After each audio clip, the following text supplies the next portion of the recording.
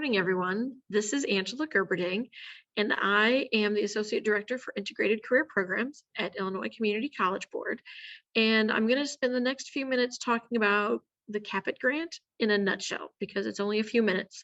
The CAPIT grant is funded by the Department of Labor, and CAPIT stands for Customized Apprenticeship Program in Information Technology. So there are other customized apprenticeship programs out there from the Department of Labor, but ours is focused specifically on the information technology sector.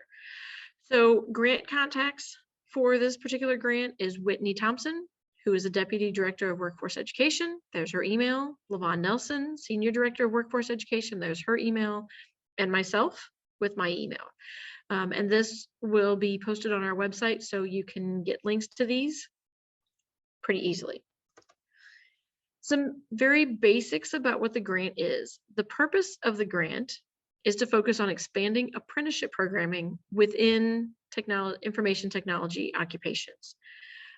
The outcomes, there's 10 performance measures that each of the colleges are expected to meet. We've set goals for each of those, and so those numbers will change by college. So you'll need to check your grant agreement for specifics as to what your numbers are. But those are numbers of participants served, numbers of apprentices that have been hired by an employer and enrolled in an apprenticeship education or training program. Then there's a number of apprentices who complete that training program. Then the number of apprentices who complete that program, a training program, and receive an additional degree or credential. Then we also count numbers for the number of unemployed or underemployed apprentices prior to employment who complete the program and maintain their employment status with a new or current employer. We count incumbent worker apprentices, and the incumbent worker is somebody who's already working there, but hopefully this can help improve their skills and improve their pay level, lead them to also better jobs. Those are counted, so we want to see how many of them are advancing, how many of them are staying with their employer after completing the training. And we also track the average hourly wage of apprentices at the completion of that apprenticeship. So those are about the individual students and participants themselves, but there's also 3 others that we track that are more related to programmatic size situations. So we want to know the number of newly created apprenticeship programs that the program creates. We want to know the number of employers that you've engaged, and we count the number of expanded apprenticeship programs. So if you've already got one running, but you expand it to something else, we count that as well. So those are the 10 performance measures. Again, those vary, those expected numbers vary by college and by program, and we've established those based off of the numbers that we were given by DOL, divided them out across the 10 programs, and so you'll need to check your individual program grant agreement to make sure you're working towards the right numbers. The next thing that's basic is there's, of course, general expectations from ICCB and some from the Department of Labor. Eligibility criteria is pretty basic. The students have to be out of high school and 17 years old and older. Pretty easy. But then there's other expectations as well. Reporting, quarterly reporting, some annual reporting. There is a very extensive list in the exhibits portion of your grant agreement. So find that, go take a look.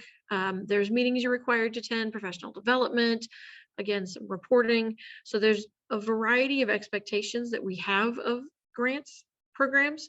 So review those and make sure you're getting everything that we're expecting from you, but also things that are going to benefit your program.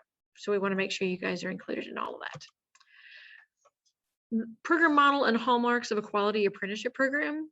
There's 5 hallmarks of a quality apprenticeship program, and that's where you can see the first part of all of these. So business involvement, the the hallmarks are the second part of these slashes. The program model is where it says one, business involvement slash, and then you have the hallmark that lines up with that paid work-based component. Then you have structured on the job training, related technical instruction, educational instructional components, rewards for small gains. So safety, supervision, equal employment opportunities. This is where you make your wage gains, different things that way. And then national occupational credential, industry credentials, because we've talked about those that also earn credentials as a part of this apprenticeship program. So that's the very large scale program model and all the hallmarks that need to be involved in this. But the boots on the ground program model, some of you that are new are wondering, okay, well, that's great, but now how does this apply to me? So first step is you need to identify the appropriate population that you want to work with, that you need to work with, that will work well into this. Recruit those students, then you have to assess those students for where their skills are today, give them the appropriate training, and then that leads into an apprenticeship. So following assessment, a student comes in and they show that they have low skills. So maybe they enroll in an adult education program, a bridge. Then they move into an adult education ICAPS or pre-apprenticeship level. They continue working on their IT coursework, or they start working on their IT coursework, and then they start their apprenticeship. Somebody comes in the middle level, they've got some skills, but they're not ready to just hit the ground running. They may need to start in the adult education ICAPS or pre-apprenticeship area, work on their IT coursework, and then do their apprenticeship. Or you may have some students that come in that they are ready to go, got experience, out the door. So they enroll in IT coursework and they start apprenticeship. So again, the key word here is flexibility. Each program needs to utilize whatever it is that works for you. If you have a program that is full of low skilled individuals, that's where you're going to need to start. If you are fortunate and you have a lot of high skilled individuals, start there. This is not a one and done kind of program model. Each program, again, is going to set up and utilize what works best for them with their partners, their employers, to make sure that they're getting what they need. But across all of this is student support services. So that could be academic. So it could be tutoring, could be advising, it could be transportation. Sometimes students, their car breaks down and they don't know what to do. So helping them figure out where the buses are, helping them get a cab, figuring out what those options are.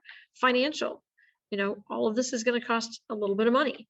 So how are they going to pay for these? Again, is it employer? Is it going to be covered by the grant? Is it something the college can help with? But all of these are support services that it doesn't matter if the student is low, middle, or high skilled, they all need support services. So AGS Prime is something that you will hear a great deal about in the Capit grant. AGS Prime is our data collection system. And it's where all of you will plug in your student data information, their enrollment, their participation, the courses they're working on, the program of study they're working towards. And that's what we use here at ICCB to pull out data to turn in our reports to the Department of Labor every quarter. So we need to make sure that what you're plugging in matches what we're getting and that we're getting everything that we need to have. So who oversees AGS Prime? The contact person is Todd Jorns, and there's his email. He can grant or remove access to program administrators. So if you're new and you need to get access to AGS Prime, contact Todd. If you're still here, but you have a new staff member, contact Todd. He can get you all that information. So Jay Brooks and Todd Jorns can help with training on AGS Prime specifically, or help resolve problems if you've got them. How do I get to it? There's the website right there that takes you to AGS Prime, but you will need your username and password from Todd in order to get into the system. So once you get inside AGS Prime, there are several resources and training videos that you can take a look at. Over on the far left, all of these are going to be different tabs that you can do things with that Todd and Jay can work with you on. But on the left side is what's called the resource catalog. When you click on that, this is just a screenshot, so it pulls up. When you find AGS Prime training for ICCB, you're going to come over here and you're going to click on that green button. When you do, it's going to take you directly to YouTube, which is all of the ICCB AGS Prime trainings. So this is July, June, May, April. So all of these are options as to what you can take a look at, what you need, what you think will be most helpful. So how often do you need to input data? Data should be plugged into AGS Prime as it comes in. So each week, however often that's happening. That way there's not a bottleneck of data to input at the end of the month or the quarter. ICCB compares data on quarterly reports that you submit to us to the AGS Prime data, and we will contact programs if we have discrepancies about, you say you have 12 apprentices on your quarterly report, but we only see 6 in AGS Prime. We'll contact you to help figure out why there's different numbers. If you run into issues while you're inputting information, again, contact Todd. There's his email. So you have his email multiple times. There's also information about Capit on the ICCB website. There's the link for that. Here's the general website. And again, there's some information at the top. Here's all of the currently participating colleges, project goals. Again, as we've talked about before, expanding, innovating new models. I did have to cut off the side of the screen. It just wouldn't fit in my screen share or my screenshot. And then project focuses. So there's a very brief, again, Capit in a nutshell, explanation as to what all is involved in this grant. Again, grant contacts Whitney Thompson as Deputy Director of Workforce Education. She is going to be out very soon until February 1st. So if you're watching this before February 1 of 2022, do not reach out to Whitney. She will not be available. But if you're watching this after that, you can contact Whitney. And any of those times, you can also reach out to Levon or myself. So I hope you find this helpful. And if you have any questions, please feel free to reach out to us and we'll get back to you with whatever we can help you with. Have a great day.